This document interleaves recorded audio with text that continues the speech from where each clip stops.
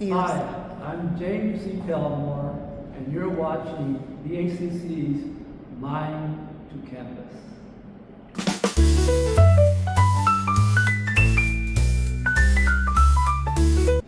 Well, I was born in Hope, Arkansas in 1943, and the family migrated here, I think it was like in 1947. So I was raised in Kalamazoo. If I had a superpower, one of the things that I would do is heal the mental illness that I believe all of us have a certain amount of.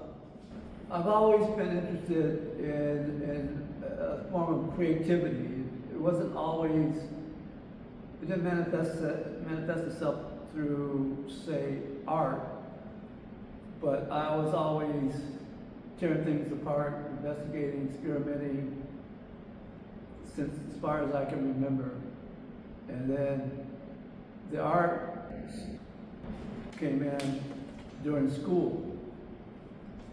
I kind of had some abilities that I got recognition for and attention to say, oh yeah, I can do this. You know, I know how to do this.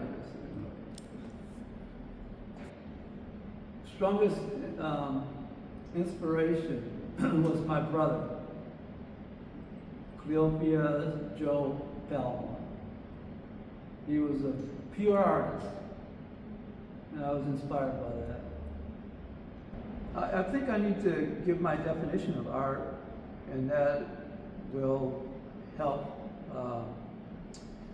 show why I do what I do.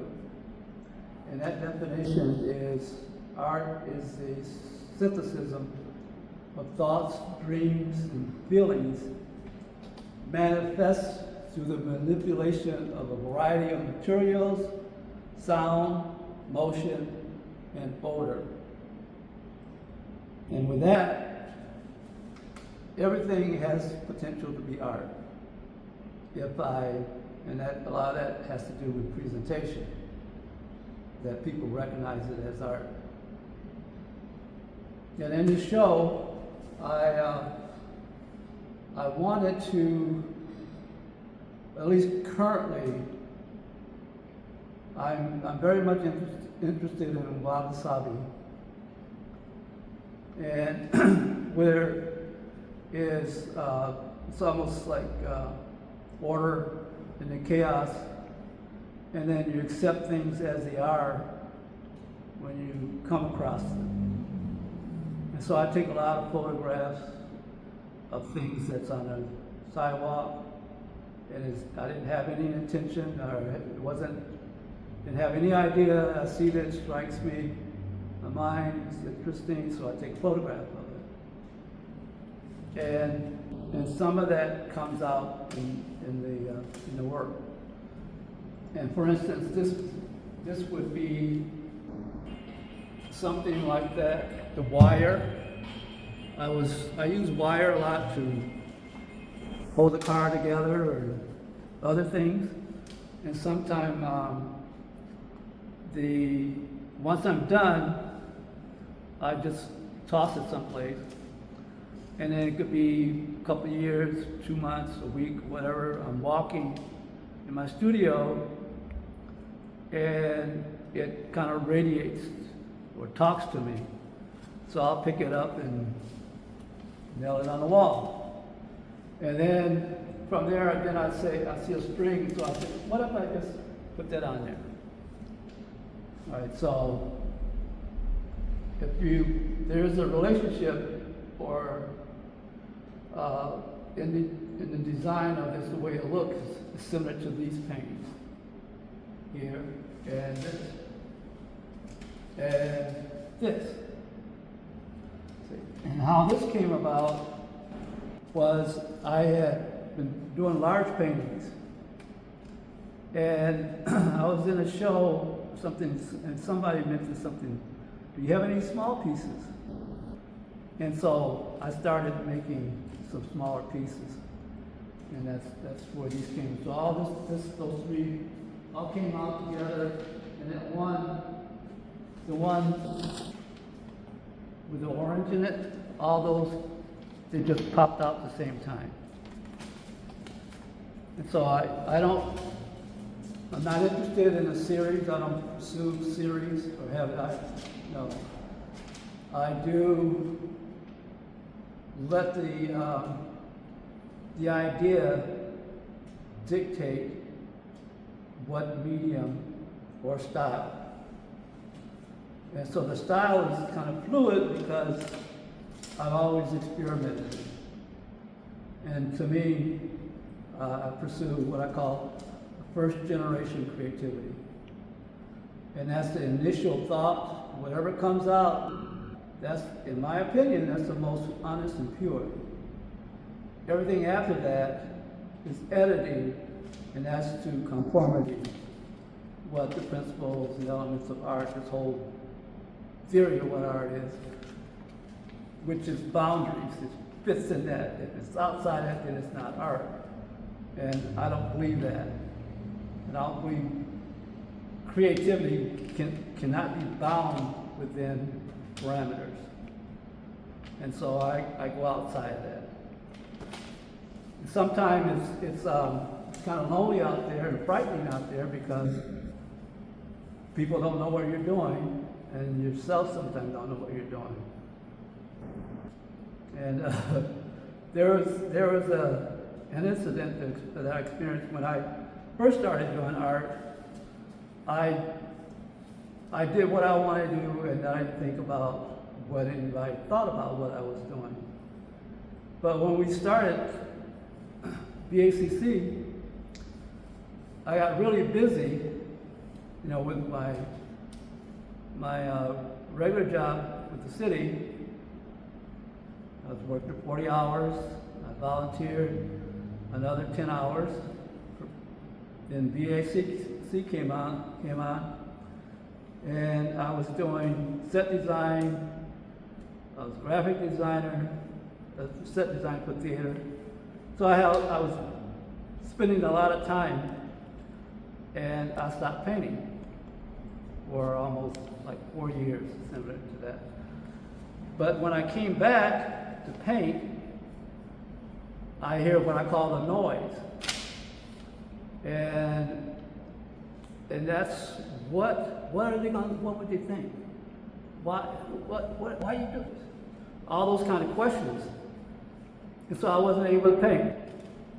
So what I did was, for about 10 days, I would come and sit in front of the canvas, and I would meditate, solar meditation. I'd go to the ancestors and ask them permission to use like Corey shells or these buttons, whoever was colonized, whoever was there, they used that and incorporated it to their work. And so I didn't want to copy them per se, but I felt like I need to ask permission to do that because the work that wasn't about hanging on the wall. It wasn't. It was deeper. It was more spiritual and religious and stuff. And so after that 10 days, I didn't hear an okay, I didn't hear a voice or anything, but I felt it was okay. And one after another, I created about 8 pieces, I think. And then after that, I got busy at work again because I did those right in a row. Got busy at work again, so I wasn't in the studio for 3 weeks or 2 weeks. I came back, and it was gone. The noise was back. And it took a while to work through that. And so it still bothered me a little bit, because I still like what people are going to think and all that. But not like it was to the point where it blocked me from creating. So. And then, I'll talk about the art. And so, again, when I go into the lumber yard to get materials, or if I go into even Myers or any place I go into,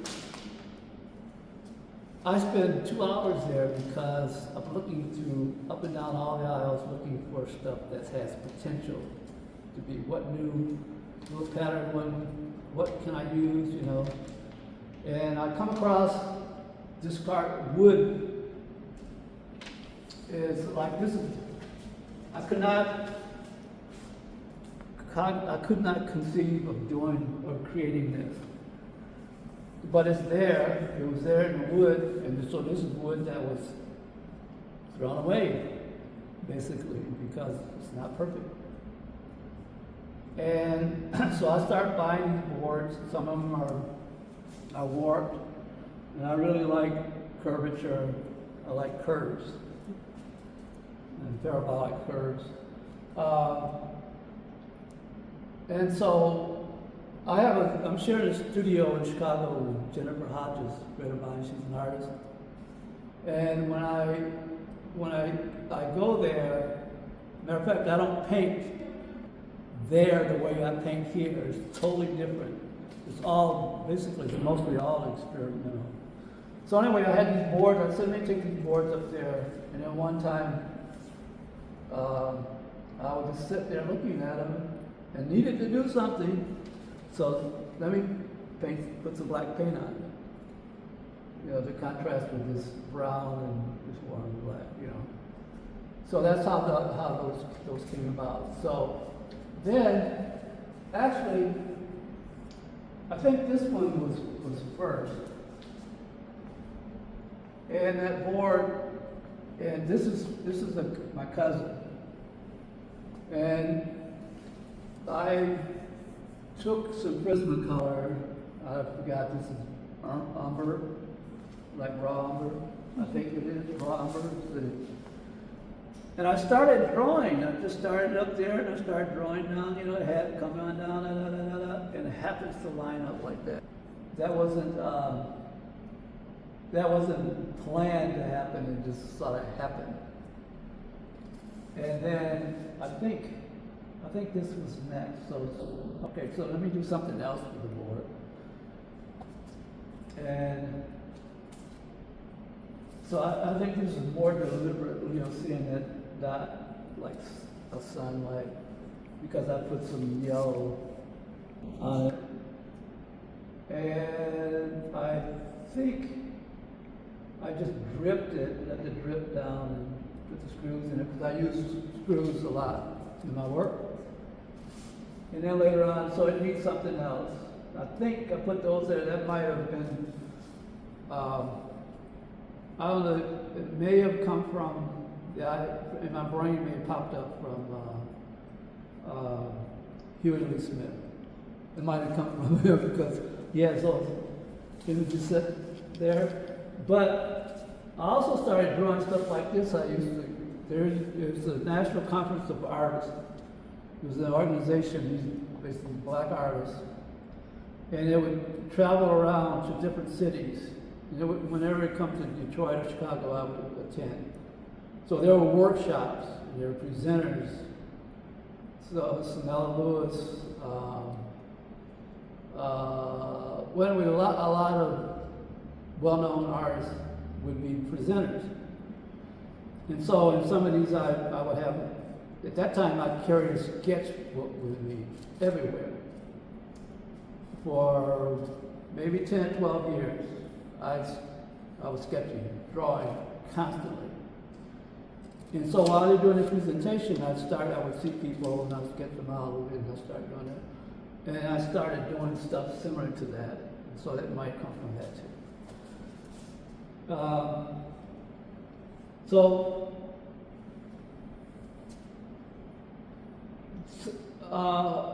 A lot of what I'm looking for is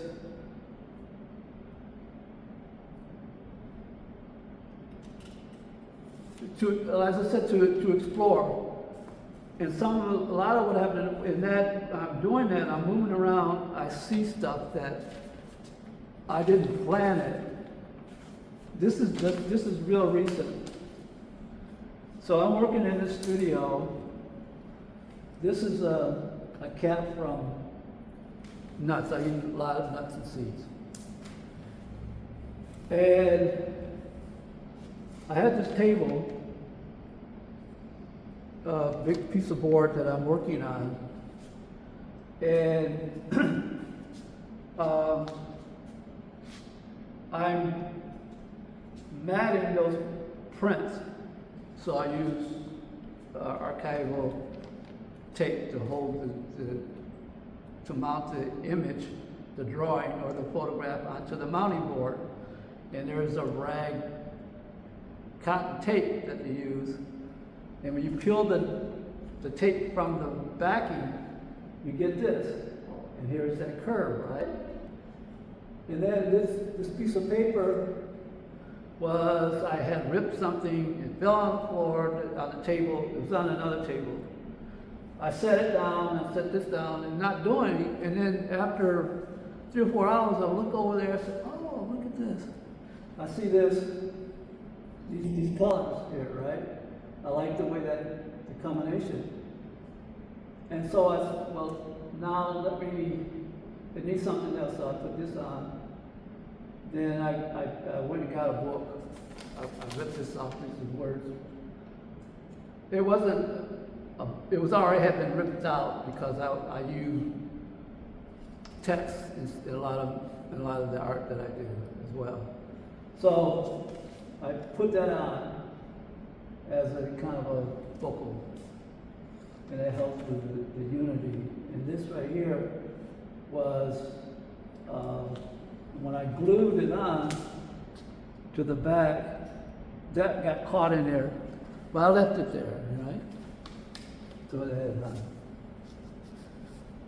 So this is not quite wabi-sabi, close, going in that direction. But this piece here, this was at the studio in Chicago. It's the wooden floors, sweeping up, because Jennifer is she's a mixed media artist, so there's a lot of scrap pieces of paper and all this stuff that's always on the floor. So I'm sweeping it up, and I see all these colors and stuff in there. I said, oh, let me put this, you know. This is no different than a portrait. It's got shape, it's got all that, it's got color, variety, texture. It's got all the elements and the principles of art. Except for some people see it as junk, it's like trash. But if you go beyond that, then you see that it's not much difference between these two or this. And then, so I do a little bit of manipulation. I put that wire in there, that tie. So that's how, to me, that's beautiful. And so I pursue that. So also while when I was in the Chicago studios, experimenting again. So I'm sitting there, I had rips of canvas, strips of canvas, and I decided to not waste anything. Not waste anything, and still I'm experimenting. So I take these strips of canvas, and so all this stuff like this, I couldn't come up with doing that. And I use a lot of mesh, and so I took a piece of that and just put it in there, just to see what it'll look like. I'm not saying it's great art or anything, whatever that is. That's art is subjective. So, and that led to some of these forms here. And so anyway, I had been doing these first, the black ones, and then I said, oh, I'm just going to put it inside something, you know, cocoon, let it grow, let it born itself. And so this would be sort of like manipulating wabi-sabi, in how I see it, is that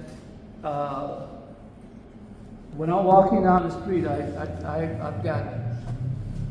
I've probably got 20,000, maybe a little bit more, 20,000, 30,000 photographs of the street, walking down the street. And sometimes I see stuff and I pick it up. So this looks like it's automotive, part of a catalytic converter or something, the shield. So I pick it up because I like the shape. And I put a nail on the wall and hung it there, and it stayed there for a long time. There. It's a strong, in my opinion, it's a strong statement as it is. But as I said, I use lots of wiring. I use it to mend things together. So after doing something, this wire was left over, this was left over. And it was something that had a lot of tension because I doubled it up. And that's what caused it. I wrapped this around something to hold something else, right? So I'm done with it, I'll leave it there. And again, I got my studio is the front room, and it's just a bunch where more, I don't know how to describe that, but I have some art hanging on the walls of my collection from other people's work. It's hanging on the walls, other storage stuff. The middle room is where I paint, and then the kitchen is the wood shop. It's where I make the frames and do all that kind of stuff. And so I'm just walking through, and I see that wire. I said, oh, let me set it up here. Boom. Ah, okay, it worked for me. So that's how that came about. And then also I do photography, and so the other thing I have this is my little trade secret, my little giving my stuff away. But when I'm just on a canvas, I have a camera sitting there. And so I'll start, da-da-da-da, and I see something to pop, take a photograph of it. And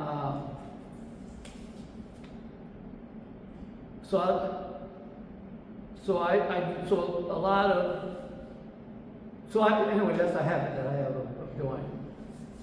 And then I'll go back sometime, I'm just looking for something else, and I come across this photograph that I took of this stroke of gesso on the canvas. And then I'm looking at these images because I'm downloading them. And so on that SD card, there's brush strokes, there's found object leaves, there's shadows. It's like this. I will photograph that shadow. Right, this shadow here. I don't know if the camera would pick it up. But that's the kind of stuff that I photograph. So I'm looking through there, and then I said, well, what happened if I blend these together? Put this on top of this and see what's just exploring, right? And then something clicked. Then it works. So this piece, that's gesso on canvas. And Liquitex has, or not just Liquitex, but I like Butrick gesso. And anyway, there's canvas, there's gesso now, you can get it really thick. And so putting that on, and that's what this came came up with, but I mixed it, I layered it with something else, and I don't remember what else is in the background of that. So that might be 2, 3 images. And so I like that, and I decided to make a print of it. Okay, and also I do abstract, and this piece was initially I was doing it for somebody else, but then as I saw it, I decided to keep it for myself. And so anyway, I developed it to it came to be what it is. And this was a straight up photograph. I was after dinner at a restaurant. I think it was a cloth napkin, and it was, you know, you do whatever, you wash your face, put your hand, your mouth, and you set the napkin down. And I just saw the way it looked. So I got my cell phone, took a photograph of it, and then really liked that. So then I started to try to manipulate napkins and stuff like this is paper towel. But when I try to do it, it doesn't work. So it's the stuff that unintended, and that happens. So whenever I'm washing or cleaning up something, I don't throw those away anymore. I keep them, and then see if they communicate something to me. And so I intended on this being enlarged. The scale was taken out of context. So long as it's small, like I asked a weight person, I said, "Is this art?" No, it's a napkin. So it's always a napkin until it's taken out of context. And then the scale of it, then it becomes, you can see another something else in it. So this is, again, similar to that, multiple layers. And this is derived originally from those images, I call them bubble paintings. The first one I did was, I think in 1976. I think it was the first thing I did with an airbrush. I think it was I think it was, anyway, first one I did, I was in the 70s, early 70s. And I had, I do signs, too, I paint signs. I used to paint signs, I don't know. But anyway, I had, it was hard to do a big sign. And so I checked out a opaque projector from the library, public library. And in my studio, I set it up, I turned it on, and my studio is about the size of this whole space here. And I projected it on the wall, and there was a grid that came with it, and this is for, you set your image on there, the light comes on it, and it's for ventilation, keep it cool, whatever you got in there, because the bulb gets really, really hot. And so once I saw that grid, so my curiosity, what happened if I put some color in here, put something else in here? So I put a photograph in there, and this is what it looked like. Very similar to this. And at that time, I didn't have a camera, so I didn't take a picture of it, but I remembered it. So then I did a painting. So my first painting is about this big, of this. But then in the 70s, in the 80s, 85, 86, computers came on for consumers, came on. And then I already had been exposed to, I was at a forum, so I already knew about Photoshop when it first came out on the market, to the public then. Because I did graphic design. I was for an ad agency I was working for it. And so I just said, can I do this? I'm going to try and do this digitally. And that's how this come about. So I use this, mix it in with other stuff. Because I like circles. And here's a lot of people made that, but that's beautiful to me. So this is another fountain. I think this is, what is this?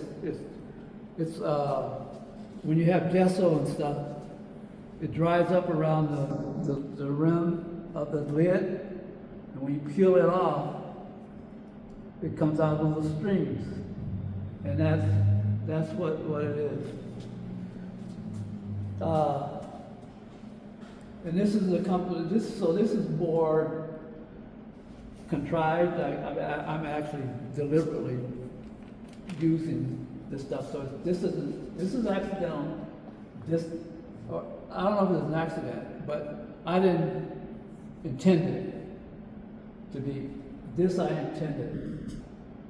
So I play guitar a little bit, and so these are guitar strings. And here's the wires, so I did that. And this is during that period when I was trying to make some smaller pieces and stuff, and that's where that comes from. And this is like 2014, 13, 14, somewhere back there. But this was last year. I did that last year. And this is interesting here. This was on the floor at the studio, because we're cutting out, doing collages and stuff. And so I was looking at it, so I'm sitting there reading or something, and I see that on the floor. I said, oh, this sort of looks a little bit like a face. And so then I went and drew it and put it in to turn it into the actual face. I think what makes my art stand out is because I pursue my definition of art, and therefore it's not going to look, it challenges the convention of what the definition of what art is. So I'm challenging that, and so that means I'm not pursuing a style, a signature style. And so I'm like, some people say, all over the place, right? Because I'm following, again, the idea dictates what I use and how I express that. And so that variety of content is, might be unusual, and I think that's what makes it sort of stand out. What's coming up is I'm finishing up a portrait of Albert White, and this is for the Kalamazoo Literacy Society. They make it.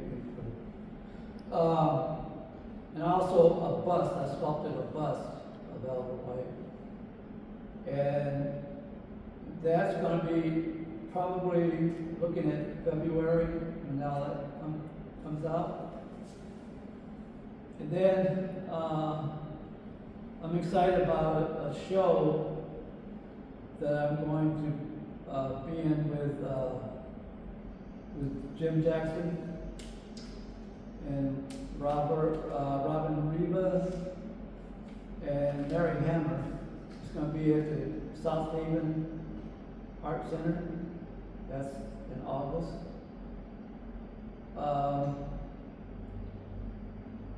That's the only scheduled thing that I have as far as my own art. And then if other competitions I hear about, I might